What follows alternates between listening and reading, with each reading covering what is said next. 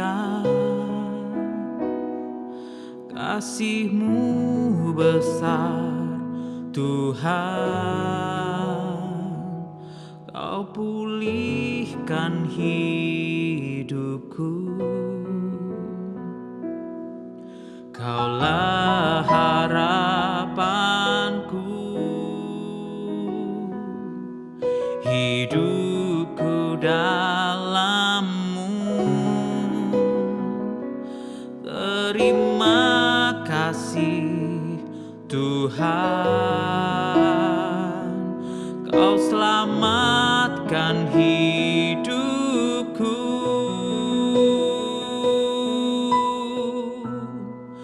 Dengan apa kan ku balas segala kebaikan-Mu? Segenap hatiku menyembah-Mu, Yesus. Ku bersyukur padamu selamanya.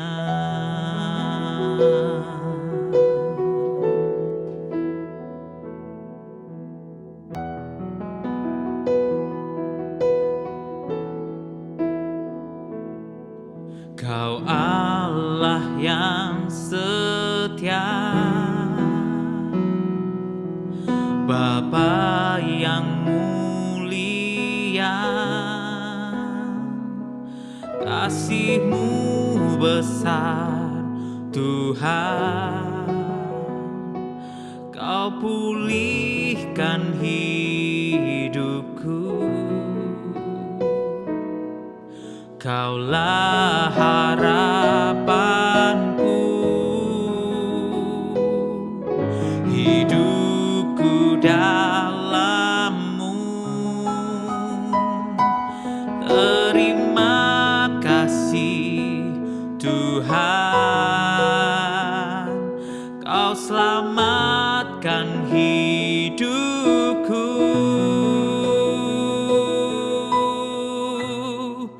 Dengan apa kan ku balas segala kebaikan-Mu?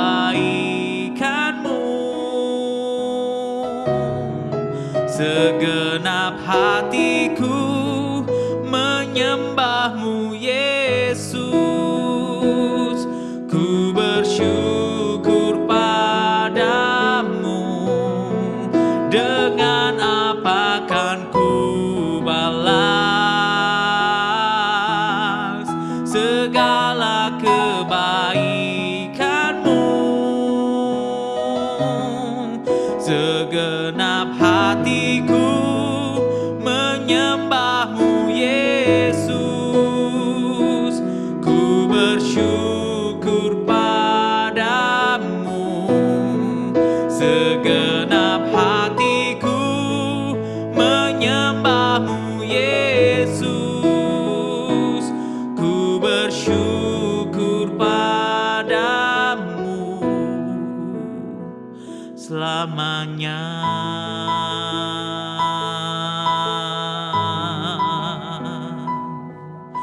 Selamanya.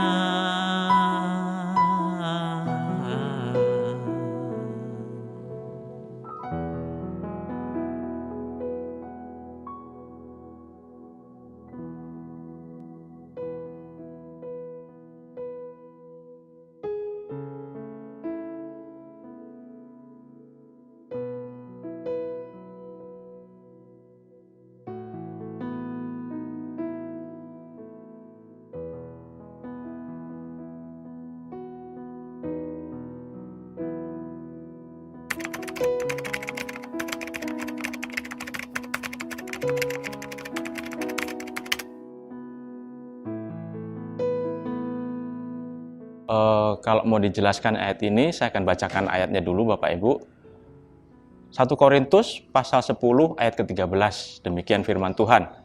Pencobaan-pencobaan yang kamu alami ialah pencobaan-pencobaan biasa, yang tidak melebihi kekuatan manusia, sebab Allah setia Dan karena itu, Ia tidak akan membiarkan kamu dicobai melampaui kekuatanmu.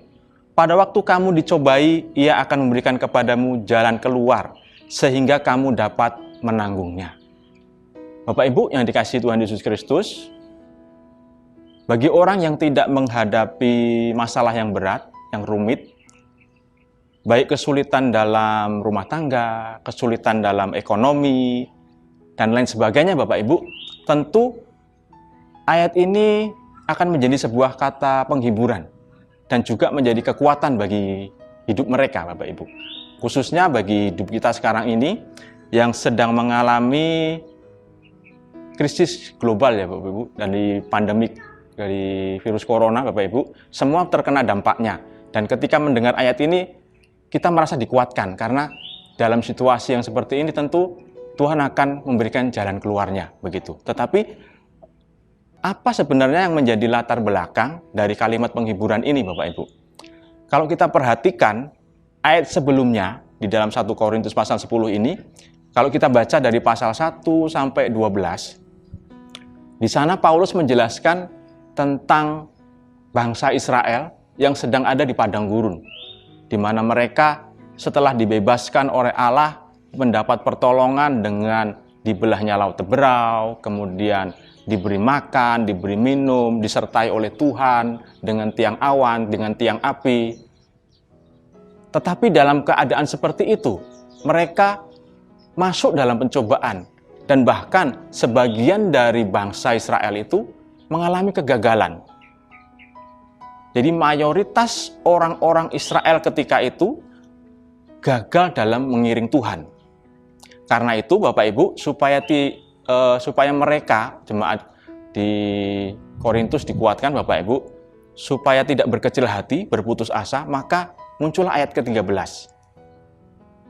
Menjadi sebuah penghiburan dan kekuatan bahwa ketika anak-anak Tuhan mengalami sebuah pencobaan, dikatakan bahwa di ayatnya tadi, ketika anak-anak Tuhan mengalami sebuah pencobaan, maka Tuhan akan memberikan jalan keluar. Tuhan akan memberikan pertolongan. Bentuknya seperti apa pertolongannya Bapak Ibu? Kalau kita perhatikan tadi, Tuhan membatasi, Tuhan memfilter pencobaan itu, sehingga pencobaan itu dikatakan tidak melampaui kekuatan manusia. Dan bukan hanya itu saja, ketika seseorang anak Tuhan maksud saya masuk dalam pencobaan, maka Tuhan akan berikan jalan keluarnya. Karena itu Bapak Ibu, jikalau Allah memfilter dengan ketat sehingga pencobaan tidak melebihi kekuatan dan juga Tuhan memberikan jalan keluar, seharusnya anak-anak Tuhan tidak mudah terhilang ya Bapak Ibu, atau tidak mungkin terhilang, dalam tanda kutip hilang keselamatan gitu, karena Tuhan memfilter, Tuhan juga memberi jalan keluar. Itu maksud ayat itu, itu maksud dari ayat tersebut Bapak Ibu.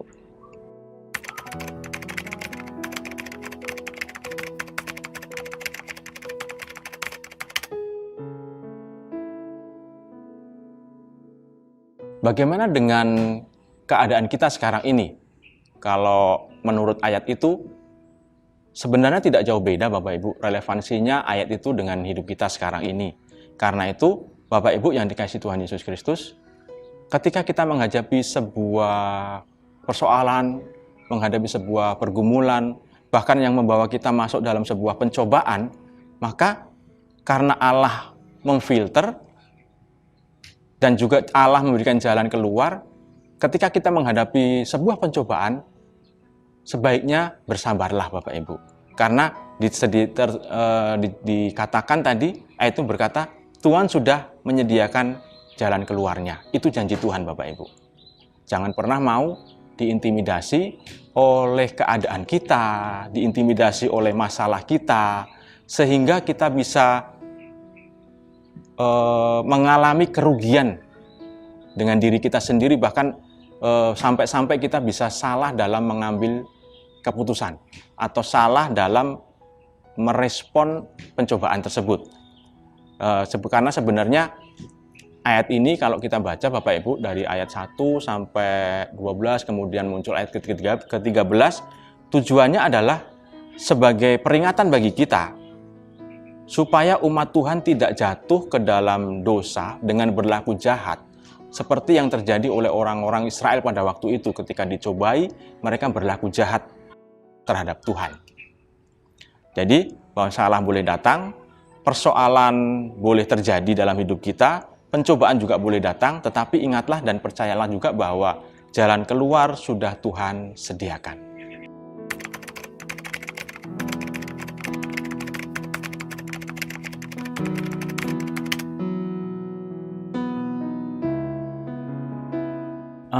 Kalau ditanya apakah punya pengalaman khusus dengan ayat ini, mungkin tidak ada hubungannya secara langsung ya Bapak Ibu, tapi saya teringat ayat ini ketika saya ada dalam situasi yang menurut saya nggak nyaman Bapak Ibu. Itu terjadi kira-kira tahun 2003. Jadi tahun 2003 itu saya belum jadi full timer Bapak Ibu, saya masih bekerja di salah satu perusahaan yang bergerak di bidang perabotan. Nah, perusahaan di tempat saya bekerja itu buka cabang di negeri Malaysia Bapak Ibu. Ya, di negeri seberang sana ada 4 toko di sana, Johor Bahru 2, Kota Tinggi 1, dan di Masai waktu itu. Nah, setiap sebulan sekali kami datang ke sana, kami bersama teman-teman bergilir Bapak Ibu. Jadi saya ada di sana dalam 1 bulan itu bisa 3 minggu. Nanti setelah 3 minggu teman saya datang menggantikan saya, baru saya pulang ke Batam. Kemudian teman saya yang gantikan ke sana, dan begitu sebaliknya. Nanti teman saya kalau sudah 3 minggu saya datang, atau teman saya yang lain datang menggantikan dia, begitu. Nah, suatu saat Bapak Ibu, ketika saya ada di Kota Tinggi, di salah satu toko punya bos saya itu, di sana ada ada satu penduduk tempatan yang bekerja di sana sebagai pramuniaga dan juga sebagai admin waktu itu yang membantu kami yang dari Batam. Nah, ketika saya ada di sana Bapak Ibu, waktu itu teman saya itu lagi beri makan. Kemudian saya lagi memperbaiki buffet televisi ya Bu, buffet yang kecil itu. Jadi buffet televisi karena jam 1 itu mau dikirim. Waktu itu kira-kira jam 11 pagi. Kemudian saya servis, saya benarkan karena pintunya nggak bisa dibuka, lacinya seret begitu. Saya lagi serut-serut, saya lagi kikis gitu supaya bisa lancar buka tutupnya pintu dan laci. Tanpa saya duga, tiba-tiba ada razia dari pihak kepolisian setempat, merazia kelengkapan surat-surat izin bekerja. Jadi beberapa orang yang waktu itu ada di situ cleaning service, lalu penjaga toko, mereka yang tidak punya surat lengkap, tidak bawa identitas diri, ditangkap. Bahkan mereka yang di bawah umur, di bawah 18 tahun juga ikut ditangkap karena tidak boleh bekerja Bapak Ibu. Jadi saya juga ikut ditangkap karena waktu itu saya tidak punya permit Bapak Ibu. Saya cuma bermodalkan paspor dan visa pelancong, visa turis. Nah, kemudian saya ditangkap singkatnya Bapak Ibu. Lalu saya digiring ke lori. Begitu saya digiring ke lori, saya punya kecemasan tersendiri Bapak Ibu. Karena waktu itu di kantong saya itu saya bawa uang punya bos saya Bapak Ibu, yang bagi saya nggak sedikit. Kalau saya suruh ganti ya saya bisa 1 tahun nggak gajian Bapak Ibu. Jadi saya khawatir Bapak Ibu. Lalu saya singkatnya nggak mau naik ke lori dulu. Saya lalu jalan terus menuju ke manajemen. Kemudian dompet saya serahkan kepada manajemen setempat itu. Kemudian disimpan di dalam laci. Kemudian saya keluar, baru saya naik ke lori. Begitu saya naik ke lori, tak lama kemudian teman saya yang tadi beli makan itu turun Bapak Ibu. Turun, dia merayu, bahasanya apa ya, ngobrol dengan polisinya itu, membujuk supaya saya tidak dibawa gitu.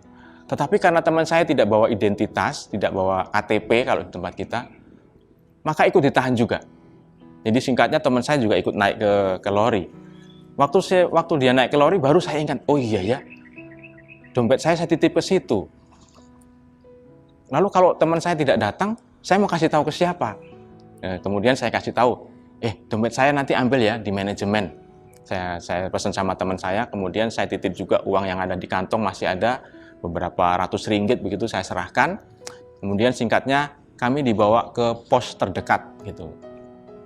Nah, di pos terdekat itu kemudian satu persatu dari kami dijemput oleh toke mereka ya, Bu, Bapak Ibu. Satu-satu dijemput, kemudian bergiliran gitu, saling dijemput sampai pada teman saya. Teman saya dijemput kakaknya dengan bawa identitasnya karena dia penduduk tempatan, Bapak Ibu. Dia bisa keluar dengan segera begitu. Namun sebelum teman saya keluar itu saya titip pesan. Nanti kalau kamu sudah keluar, kamu jamin saya aja. Pasti bisa, saya bilang gitu. Terus kemudian teman saya nggak berani, Bapak Ibu, penduduk tempatan itu. Oh, saya tidak berani. Oh, kalau saya sudah kalau begitu. Singkatnya, kami tinggal 10 orang waktu itu, Bapak Ibu. Karena sudah tidak ada yang menjemput dari bos-bos kami itu, kemudian saya dipindahkan dengan teman-teman yang lain itu ke penjara Kota Tinggi. Nah, sampai di penjara Kota Tinggi, kami diperiksa, kemudian ada sipir penjara menawarkan bantuan, Bapak Ibu, dengan cara dia mau telepon bos kami gitu ya. Kami ada 3 orang laki-laki waktu itu, 7 orang perempuan, dipisah begitu, kami bertiga. Ditawarin sama sipir penjara, boleh nggak saya tolong, saya telepon bos kamu, tapi ya nggak gratis, dia bilang begitu. Saya langsung, aduh, duit saya sudah saya serahkan ke teman saya, ke pihak manajemen, waduh masih ada nggak ya? Saya coba-coba rogoh kantong, ternyata masih ada koin-koin dengan beberapa 1 ringgit, 2 ringgit begitu dikumpulin, ada 30 ringgit, Bapak Ibu. Singkatnya, ya sudah dengan uang itu separuh, minta tolong ganti pulsa begitu, dan teman-teman yang lain juga melakukan hal yang sama, yang 2 orang tadi. Kemudian singkatnya, beberapa jam kemudian, 2 orang yang masuk dengan saya tadi dijemput dengan bosnya. Lalu mereka bebas 2 orang itu. Jadi hari itu yang ditangkap di hari itu, Bapak Ibu, tinggal saya seorang diri, Bapak Ibu. Saya seorang diri sampai kira-kira di situ saya 3 hari, Bapak Ibu, di penjara itu. Dan tidak ada seorang pun yang nengok saya. Jadi bos tidak bisa masuk. Nah, di hari pertama saya bisa tidur dengan nyenyak. Lalu di hari kedua dapat sarapan, Bapak Ibu, pagi-pagi. Roti tawar 2 lembar. Lalu siangnya dapat makan kayak nasi kucing ya, Bapak Ibu. Nasi segini, lalu lauknya itu telur dadar itu kalau nggak salah 1 dibagi 6 atau 8 orang gitu, kecil sekali gitu. Tapi ya puji Tuhan dapat makan, Bapak Ibu, daripada nggak makan ya, Bapak Ibu. Lalu kami makan, setelah itu kami tidur. Saya tidur, Bapak Ibu, maksud saya tertidur. Lalu singkatnya dibangunkan saya, Adi Susanto, ada toke di depan. Senang saya, Bapak Ibu. Wah, senang ini, bebas ini. Saya tunggu 1 menit, 2 menit, 10 menit, 20 menit. Kok nggak nongol-nongol? Terus akhirnya, ya sudahlah, berarti nggak bisa masuk dia. Saya tidur lagi. Kemudian sore mandi. Singkatnya terus kami ngobrol-ngobrol dengan yang lain. Dapat makan malam, Bapak Ibu. Seperti itu lagi, nasi kucing dengan tempe segini, Bu. Ini 2 biji sama tahu sepotong begitu. Ya, puji Tuhan lagi dapat makan. Kemudian setelah makan kami ngobrol-ngobrol.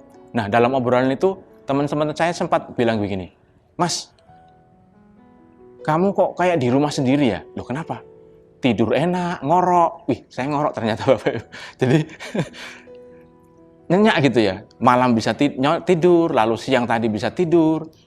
Apa rahasianya, Mas? Saya nggak ada rahasia, Mas. Tapi setahu saya langsung ingat ayat ini, Bapak Ibu, bahwa pencobaan ini pencobaan biasa. Dan kalau kita masuk dalam pencobaan, Tuhan akan kasih jalan keluar. Saya cuma ingat itu aja. Kemudian saya pesan sama teman-teman bahwa kita di ruangan 3x5 ini yang diisi 32 orang, tadinya 2 orang sudah keluar, jadi tinggal 30, Bapak Ibu. Kita mau ngapain? Olahraga nggak bisa, jalan-jalan nggak bisa. cuma duduk aja mepet-mepet begitu. Ya, lebih baik dinikmati sambil tertidur Bapak Ibu.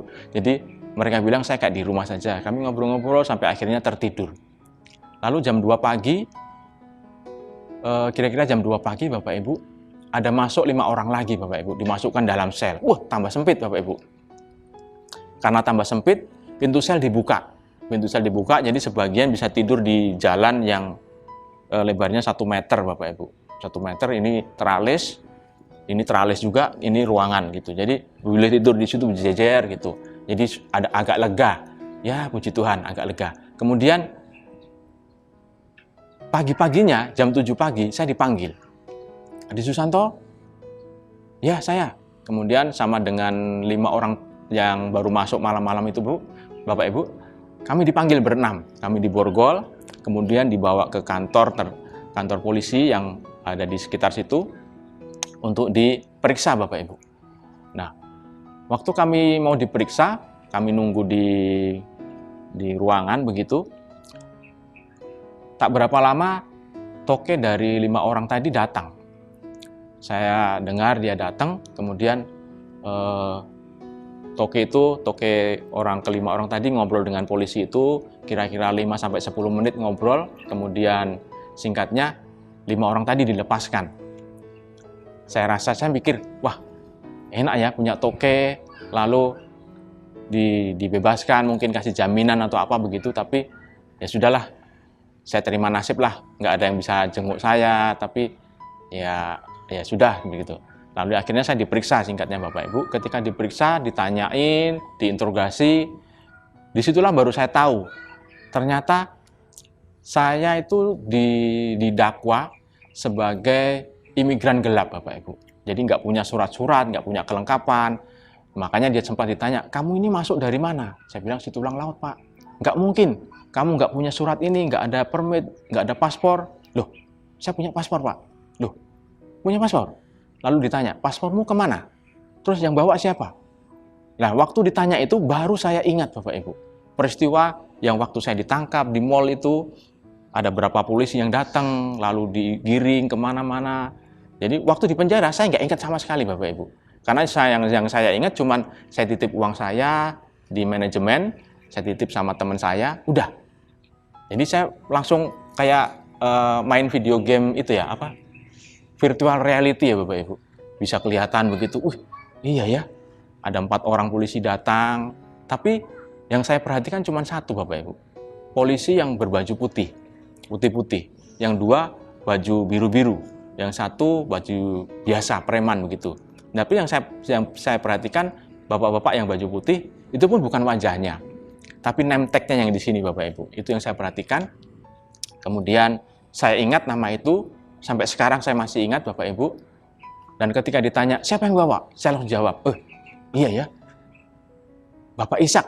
Saya bilang begitu. Polisi mana dia? Saya tak tahu Pak Ci. Yang pasti namanya Bapak Ishak. Kemudian Bapak itu coba ingat-ingat gitu. Di sini kah? Di sini kah? Mungkin, saya bilang begitu. Kemudian ditelepon. Pas ditelepon, pas yang angkat itu Bapak Ishak yang saya maksud Bapak Ibu. Kemudian singkatnya diminta paspornya dibawa ke dia, ke Bapak itu. Nah, lama kemudian Bapak Ishak datang bawa paspor, kemudian disuruh pergi Bapak Ishak, lalu saya di BAP lagi, diperiksa lagi sesuai dengan paspor yang ada. Nah, waktu dibuka, Bapak itu bilang, ini hari kamu terakhir. Karena waktu saya ditangkap itu hari ke-27 Bapak Ibu. Hari ke-27 saya ada di situ 3 hari, jadi pas itu hari yang ke-30.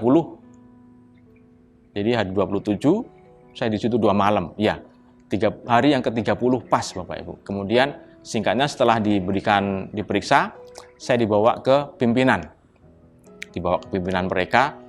Kemudian pimpinan itu cuma bilang, ya sudah, bebaskan saja.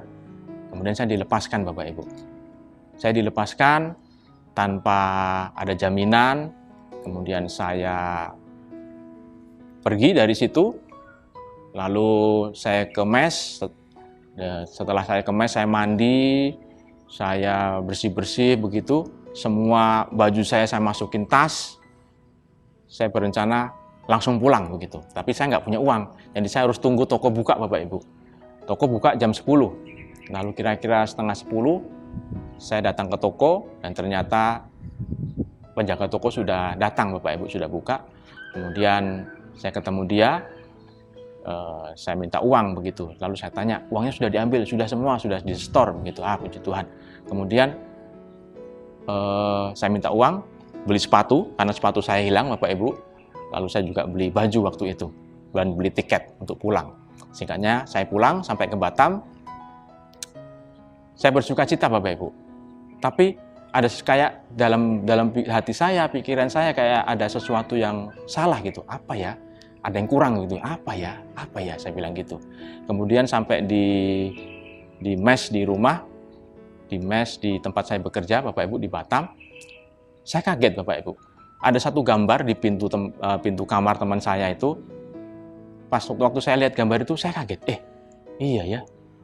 Kok baru saya merenung begitu, teman saya keluar. Duh, Mas, kok bisa keluar? Oh iya, siapa yang bebasin? Oh, dia yang bebasin. Gambar tadi yang saya tunjuk. Gambar Tuhan Yesus waktu itu, Bapak Ibu. Jadi, saya langsung masuk kamar tanpa menunggu respon dari teman saya. Kemudian di situ, saya merenung, Bapak Ibu. Dalam hati saya ini orang kurang ajar, dalam hati saya begitu. Sudah ditolong Tuhan, di ini Tuhan. Karena waktu itu, Bapak Ibu, setelah saya dibebaskan, saya bersuka cita. Tapi tidak pernah satu kali pun terucap ucapan syukur kepada Tuhan dalam mulut saya, Bapak Ibu. Jadi waktu saya baca ayat ini, saya teringat, bangsa Israel itu sudah ditolong Tuhan, begini. Tapi kurang ajar sama Tuhan. Saya melihat itu, saya langsung ingat diri saya seperti itu, Bapak Ibu. Wah, ternyata saya juga kurang ajar orangnya ya. Tuhan sudah tolong, Tuhan sudah atur sedemikian rupa dengan baik, diberi jalan keluar. Kok saya tidak mengucap syukur ya waktu itu ya? Kemudian saya di situ berdoa sama Tuhan, ya udah Tuhan ampuni saya, sudah ditolong tapi nggak pernah mengucap syukur, Bapak Ibu. Karena itu pentingnya Bapak Ibu mengucap syukur, Bapak Ibu. Nah, itu kesaksian yang saya bisa bagikan dari ayat itu, Bapak Ibu, sebagai pengalaman pribadi saya. Dengan apa kan ku balas segala kebaikanmu, segenap hatiku menyembahmu Yesus, ku bersyukur padamu. Dengan apa kan ku balas segala. Kalau ditanya pelajaran yang bisa dipetik dari peristiwa itu, saya melihat ada tangan yang tersembunyi. Dia mengatur sedemikian rupa. Ketika saya ditangkap, saya langsung perhatikan name tag. Kemudian dengan pikiran akal sehat saya, manusia sebagai manusia, Bapak Ibu, ketika ditangkap itu, saya mencoba menyelamatkan dompet gitu yang ada uangnya. Tapi ke manajemen, Bapak Ibu, kemudian saya ke lori, tapi saya tidak berpikir kepada siapa saya harus beritahu supaya uang itu bisa diambil, Bapak Ibu. Saya tidak berpikir sampai ke sana. Itu kemudian Tuhan kirim teman saya turun ke bawah yang tidak punya KTP identitas diri, kemudian ikut masuk ke lori sehingga saya bisa titip pesan ke dia untuk ambil dompet saya. Saya bisa titip juga uang saya itu begitu. Dan ketika ada di penjara, waktu itu saya tidak merasa kayak terbeban berat begitu. Saya bisa rileks, saya bisa tidur, dan nyaman tidur saya. Saya percaya itu semua karena pemeliharaan Tuhan, Bapak Ibu. Tetapi waktu itu saya heran kenapa saya tidak bisa bersyukur. Padahal semua dirancang oleh Tuhan sedemikian rupa untuk mendatangkan kebaikan bagi saya. Jadi dalam hidup ini, apa yang saya alami waktu itu, pertolongan Tuhan itu tepat pada waktunya. Mungkin yang menurut saya itu terlambat, Bapak Ibu, karena itu hari yang ke-30. Kalau lewat 1 hari, maka saya harus extend visa saya. Tapi pas tepat di hari yang ke-30. Tuhan kasih jalan keluar Bapak Ibu. Jadi, namun Bapak Ibu yang dikasih Tuhan, waktu saya dilepaskan tadi saya tidak mengucap syukur dan saya menyesali hal itu. Karena itu Bapak Ibu, saya merasa itu sebuah keharusan bagi Tuhan karena ada ayatnya bahwa Tuhan akan kasih jalan keluar. Wah, ini kewajiban Tuhan nih bagi saya. Ternyata saya salah Bapak Ibu. Jadi kadang-kadang Bapak Ibu dalam hidup ini banyak orang Kristen waktu baca ayat ini cuman maunya ayat ke-13 saja Bapak Ibu. Wah, ini ayat sangat menguatkan. Ini ayat sangat menghibur. Tetapi nggak dibaca ayat 1 sampai 12. Di sana ada peringatan. Orang Israel itu loh, dalam tanda kutip, masuk dalam sebuah pencobaan. Dan saya percaya, orang Israel juga mengalami pencobaan-pencobaan yang biasa, yang tidak melebihi kekuatan. Karena di sana ada Tuhan yang menopang, ada Tuhan yang memelihara, ada tiang awan, tiang api. Tapi faktanya jatuh juga. Gagal juga dalam sebuah pencobaan. Karena itu Bapak Ibu, pelajaran yang bisa saya petik adalah sekecil apapun persoalan pergumulan, bahkan yang bisa membawa kita masuk dalam sebuah pencobaan. Jikalau kita bisa melewatinya, jikalau kita bisa kuat menghadapinya, itu bukan karena kuat gagah kita sebagai manusia Bapak Ibu. Sudah jelas itu ada tangan yang tersembunyi, yang memberikan kita kekuatan, yang memampukan kita supaya kita mampu menjalani persoalan, pergumulan, bahkan pencobaan yang kita alami. Karena itu pentingnya mengucap syukur dalam segala hal.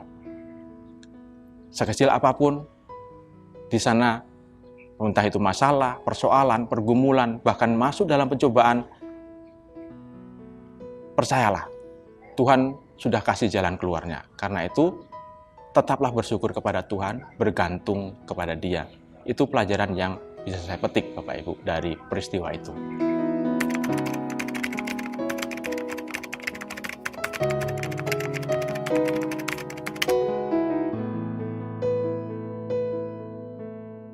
Bapak Ibu yang dikasihi Tuhan Yesus Kristus, karena dunia ini sudah jatuh dalam dosa, sudah rusak, maka persoalan, pergumulan itu suatu keniscayaan Bapak Ibu. Dan kadang-kadang persoalan, pergumulan bisa membawa kita masuk dalam sebuah pencobaan. Karena itu, ingatlah bahwa pencobaan, persoalan, pergumulan itu menimpa semua orang tanpa terkecuali. Mau anak Tuhan, mau tidak kenal Tuhan, semua mengalami hal itu Bapak Ibu. Karena itu, jangan merasa cuman Bapak Ibu dan saya sendiri aja yang mengalaminya. Dan ketika kita mengalami sebuah pencobaan, pandanglah kepada Kristus yang mampu dan menang atas pencobaan. Lalu yang ketiga, sebenarnya Bapak Ibu, pencobaan itu bisa dilawan. Karena apa? Karena tadi Tuhan sudah memberikan jalan keluar. Seharusnya ketika seseorang masuk dalam sebuah pencobaan, dia harusnya bisa melawan. Karena Tuhan memberikan jalan keluarnya. Dan kadang-kadang Bapak Ibu dalam hidup ini, saya akan baca satu ayat Bapak Ibu di dalam 2 Timotius. Bentar Bapak Ibu. 2 Timotius ayat 2 pasal 2 ayat 22. 2 Timotius ayat 2 pasal 2 Timotius pasal 2 ayat 22. Nomornya sama semua Bapak Ibu. 2 gitu. Jadi saya bacakan untuk kita semua. Dikatakan begini. Sebab itu jauhilah nafsu orang muda, kejarlah keadilan, kesetiaan, kasih dan damai bersama-sama dengan mereka yang berseru kepada Tuhan dengan hati yang murni. Jadi tipsnya Bapak Ibu, bukan tips ya, pesan-pesan Bapak Ibu ketika mengalami persoalan, pergumulan, bahkan masuk dalam sebuah pencobaan, kadang-kadang Bapak Ibu, lari adalah salah satu jalan menuju kemenangan. Dan ketika kita sudah bisa lari dari pencobaan, itu adalah sebuah satu jalan menuju kemenangan, dan jangan lupa carilah komunitas yang sehat. Komunitas orang-orang yang mengasihi Allah, yang mencintai Allah, sehingga kita bisa meminta solusi dari mereka, bantuan dari mereka. Dan tentunya mereka, jikalau takut akan Tuhan, mereka akan memberikan solusi-solusi yang baik. Itu saja pesan-pesan yang bisa saya bagikan kepada Jemaat Betani Batam.